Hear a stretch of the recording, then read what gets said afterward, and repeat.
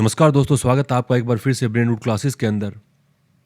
दोस्तों, क्या आप किसी एक ऐसे पत्थर को जानते हो जो असल में एक जिंदा जानवर है, जो खुद सफ़ेद है लेकिन किसी और की वजह से इंद्रधनुष की तरह चमकता है। आज हम बात करेंगे कोरल रीफ्स की। ये समुद्र के वो आलीशान शहर हैं जहाँ पे हजारों प्रजातियाँ एक साथ रहती हैं, लेकिन आज ये शहर सफ़ेद पड़ रहे हैं, यानी मर रहे हैं। आज हम समझेंगे कोराल और एल्गी के बीच के उस इश्क को जिसके टूटने से समुद्र का पूरा इकोसिस्टम बिखर सकता है। सबसे पहले जानते हैं आखिर कोराल होता क्या है। दोस्तों, कोराल कोई पौधा या पत्थर नहीं है, ये एक छोटा सा जानवर है जिसे पोलिप्स कहते हैं। इन पोलिप्स का एक पार्टनर होता है जिसको जूजेंथले कहते हैं, जो कि एक काफी सूक्ष्म एल्गी होती है। कोराल पोलिप्स जो है इस एल्गी को रहने के लिए घर देता है और बदले में एल्गी फोटोसिंथेसिस करके कोराल को खाना देती है। मजे की बात यह है कि कोराल का रंग सफेद होता है, लेकिन उन्हें जो खूबसूरत रंग मिलता है ये एल्गी की वजह से मिलता है। और ये पोलिप्स जब मरते हैं तो अपना कैल्शियम कार्बोनेट का स्केलेटन छोड़ देते हैं और इन्हीं स्केलेटन्स के ऊपर नए पोलिप्स उगते हैं और हजारों सालों के बाद बनती है एक विशाल कोराल रीफ। दोस्तों, अब जानते हैं कोराल रीफ की क्लासिफिकेशन के बारे में। कोराल रीफ 4 तरीके की होती है: fringing reef, patch reef, barrier reef और अटोल। इनको वन बाय वन हम डिस्कस करेंगे। सबसे पहले डिस्कस करते हैं फ्रिंजिंग रीफ के बारे में। फ्रिंजिंग रीफ जो होती है ये कोराल की शुरुआती स्टेज होती है। जब लावा से कोई नया टापू बनता है, नया आइलैंड बनता है या कोई तट होता है तो कोराल उसके किनारों पर घर बनाना शुरू कर देती है। क्योंकि ये सीधे जमीन से चिपकी होती है, इसलिए इन्हें फ्रिंज यानी किनारा कहा जाता है। अंडमान में आपको यही दिखेंगी। अगर कल को समुद्र का जल स्तर बढ़ जाए या जमीन धंस जाए तो ये जो फ्रिंजिंग रीफ है ये एक बैरियर रीफ की तरह बदल सकती हैं। फ्रिंजिंग रीफ के बाद बात करते हैं पैच रीफ के बारे में। दोस्तों, जरा सोचिए, एक बड़ा सा उदला हुआ समुंदर जिसे हम कॉन्टिनेंटल शेल्फ कहते हैं, यहाँ पे कोराल को पूरी दीवार बनाने की जगह नहीं मिल पाती, तो वो छोटे छोटे आइलैंड की तरह कहीं कहीं उग जाते हैं, यानी छोटे छोटे पैचेस के अंदर ये उग जाते हैं।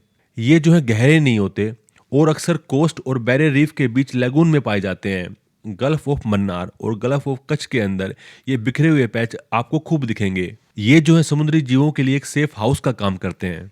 पैच रीफ के बाद बात करते हैं बरियर रीफ की। ये कोराल की दीवार है।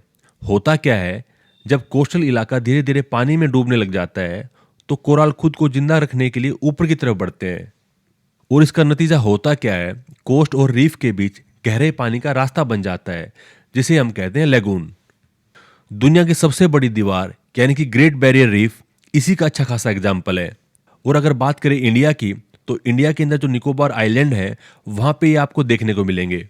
ये जो बरियर रीफ है समुद्र की बड़ी लहरों को तट पर आने से रोकती है, बिल्कुल एक गार्ड की तरह। इसके बाद बात करते हैं अटोल्स की। ये कहानी का सबसे इमोशनल हिस्सा होता है। सोचिए, एक वोल्केनो का पहाड़ था जो पूरी तरीके से समुद्र में डूब जाता है, लेकिन उसके चारों तरफ जो कोराल की रिंग थी वो ऊपर की तरफ बढ़ती रहती है। अब पहाड़ तो गायब हो जाता है, लेकिन ऊपर से देखने पर सिर्फ कोराल की एक अंगूठी जैसी शकल दिखाई देती है, जिसको कहते हैं एटोल। ये जो है अक्सर गोलाकार या जो हॉर्सशू होता है, घोड़े की नाल जो होती है, उस टाइप के दिखाई देते हैं।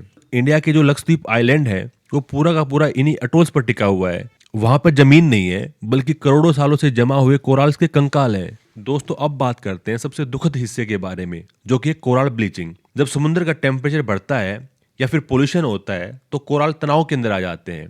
इस तनाव में वो अपने पार्टनर यानी कि जो जूजेंथले थे इनको अपने शरीर से बाहर निकाल देते हैं और नतीजा क्या होता है, जो रंग देने वाली एल्गी थी वो अलग चली जाती है, तो कोराल सफेद पड़ जाते हैं और इसी को कहा जाता है कोराल ब्लीचिंग। अगर ये जो तनाव है अगर कम हुआ तो एल्गी वापस भी आ सकती है, लेकिन अगर गर्मी बनी रही तो कोराल जो है भूखे मर सकते हैं। दोस्तों, याद रखिए, 30 डिग्री से ऊपर का जो टेम्परेचर होता है वो कोराल के लिए एक डेथ वारंट होता है। दोस्तों, अब एक सवाल उठता है, क्या कोराल सिर्फ उस नीले गुनगुने पानी में होते हैं जिन्हें हम फिल्मों में देखते हैं? जवाब है जी नहीं। कोराल की एक और बिरादरी है जिन्हें हम कहते हैं कोल्ड वाटर कोराल्स। ये समुद्र की उन गहराइयों में मिलते हैं जहाँ सूरज की रोशनी तक नहीं पहुंच पाती और पानी एकदम बर्फीला होता है। दोस्तों, एक हैरानी की बात सुनिए। यूनाइटेड नेशन की रिपोर्ट कहती है कि दुनिया में ट्रॉपिकल रीफ से कहीं ज्यादा कोल्ड वाटर रीफ मौजूद है। अगर आपको इसका सबसे बड़ा नमूना देखना है तो आपको नॉर्वे की तरफ जाना होगा। वहां मौजूद रोस्ट रीफ दुनिया की सबसे बड़ी कोल्ड वाटर कोरल रीफ है। लेकिन दोस्तों, कहानी सिर्फ बर्बादी की नहीं है, उम्मीद अभी बाकी है। क्योंकि दुनिया अब समझ चुकी है, अगर समुद्र के ये फेफड़े यानी कोरल रीफ्स नहीं बचे तो हम भी नहीं बचेंगे। और इसी के लिए पूरी दुनिया हाथ मिला रही है। एक बड़ी पहल शुरू की गई है जिसका नाम है global coral reef R&D accelerator platform. अब आप कहेंगे भाई साहब ये क्या भारी भरकम नाम रख दिया, तो आसान भाषा में समझिए। ये एक ऐसा ग्लोबल अड्डा है जहां दुनिया भर के वैज्ञानिक, सरकारें और जो प्राइवेट कंपनियां हैं सब एक साथ आती हैं। इन सब का मकसद काफी सीधा है, इनोवेशन और रिसर्च। ये लोग सिर्फ ये नहीं देख रहे कि कोराल क्यों मर रहे हैं, बल्कि ये ऐसी टेक्नोलॉजी बना रहे हैं जिससे कोराल को सुपर कोराल बनाया जा सके, यानी ऐसे कोराल जो बढ़ते तापमान को भी झेल सकें। अब सवाल उठता है ये प्लेटफॉर्म करता क्या है। पहली बात, ये दुनिया भर की रिसर्च को एक छत के नीचे लेके आता है ताकि कोई एक देश अकेला ना पड़े।